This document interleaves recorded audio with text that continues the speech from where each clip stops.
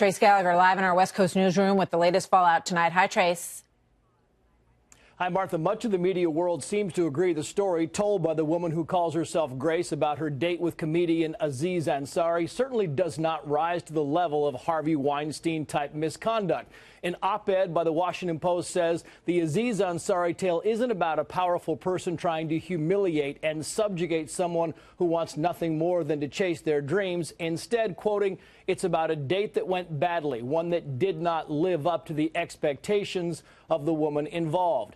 Caitlin Flanagan of The Atlantic went further, calling the woman's story, quote, 3,000 words of revenge porn, intended not to validate her account as much as it is to hurt and humiliate Ansari. But critics wonder if the woman is guilty of trying to hurt Ansari or simply guilty of bad timing. In other words, would she have been as roundly criticized at the height of the MeToo movement? For example, 3 months ago, when the Huffington Post seemed to cast aspersions on all men, saying this about Me Too, quoting, the social media campaign is, of course, intended as a wake-up call for men. If every woman you know has been harassed or assaulted, then every man you know has likely made a woman feel unsafe. And it should be noted that not everyone is giving Ansari a pass. An LA Times opinion contributor tweeted, quote, I was finally able to read the account of the date with Aziz Ansari. From the described events, he appears to have no understanding whatsoever of sexual consent, nor do his defenders, it seems.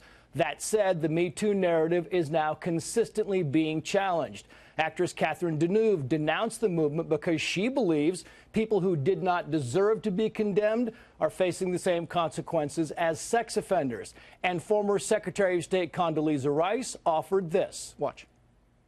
Let's not turn women into snowflakes. Let's not infantilize women. Analysts say it appears the temperature of the Me Too movement has come down a notch. Instead of the focus being directed solely at the alleged bad behavior of men, the accusations themselves are now getting a second look. Martha. Trace, thank you. Ben Shapiro, editor-in-chief of The Daily Wire, and Molly Hemingway, senior editor at The Federalist and a Fox News contributor. So, I guess the question is, have we reached a tipping point in this discussion where due process enters the discussion and the assumption that every woman must be believed, which is what everyone was admonished to adhere to in the early stages of this, Molly, seem to be questioned at this point?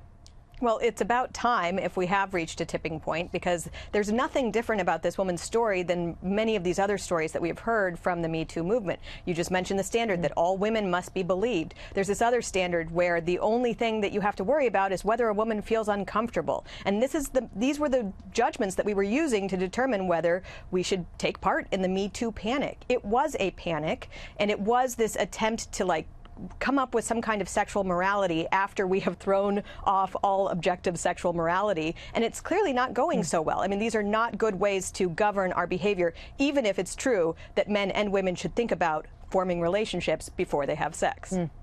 There's a novel idea. Ben, you wrote about this quite a bit, and you talked about her assertion that he should have picked up on her nonverbal cues. I mean, perhaps the strongest nonverbal cue is, grabbing your jacket and walking out the door, which women have been doing for hundreds of years. She didn't make that choice here. Yeah, I mean, there were some nonverbal cues that were given, including getting completely naked in his apartment and then performing sex acts multiple times on him. If I were Aziz Ansari, I would be thinking that's a pretty solid nonverbal cue that you might be into things. I have a hard time believing that she really expects Aziz Ansari, or that anyone from Me Too expects men to be mind readers. And this is the problem. It's one thing to say that we should believe women about objective, verifiable facts, or even just objective views of what happened. My hand went here, and then my head went here, that kind of stuff. But when you're talking about we have to believe all women's subjective perceptions of events that are often very messy, that are very confusing, that are very chaotic, and in which the feelings conflict in one person. Forget about both people. They conflict for a woman. I mean, this woman was enthusiastic at the beginning of the date. By the next morning, she was talking about how terrible it was. Is it the job of men to now decide when women are capable of consent? I thought the entire purpose of the feminist movement was to say that women are supposed to be the mistresses of their own consent, that it's not up to a man to say, listen, I don't think it's possible for you to give consent right now. I don't think this sex is in your best interest, and I don't think that we ought to be doing this. that would be mansplaining to the woman, presumably. So I guess men are caught between the rock and the hard place of, if we say no, and the woman actually is giving nonverbal cues that say yes, then we're mansplaining. But if she's giving nonverbal cues that we think say yes, but she thinks say no, then I guess we're guilty of what? Sexual assault or sexual abuse? I hear you. I don't want to let you guys go without playing this SOT. This is a totally different story. This is about the U.S. Olympic team and other women who were trained by Larry Nasser, who was a trainer. He has now been convicted on 7 counts of sexual assault, and now the victims are telling their side of the story. Watch this. I want the nightmares of you coming into my room to go away. I want to be able to go out in public without seeing someone that looks like you and get so afraid that I have to suddenly leave. I remember laying there frozen stiff on the table, utterly mortified, confused and scared. Little girls don't stay little forever. They grow into strong women that return to destroy your world. Now, there are a number of very well-known gymnasts and all of these young women who you see here who were abused by the person who was supposed to be their trainer, the person who was looking out for them. He gave them what he called the treatment, the special treatment, and they were terrified, as you can tell. Michaela Maroney, the famous U.S. team gymnast, settled with the U.S. Gymnastics Association. And as part of that settlement, she's not allowed to speak out at this, or she'll be fined $100,000 in doing so. Ben, your thoughts, and then we'll go to Molly.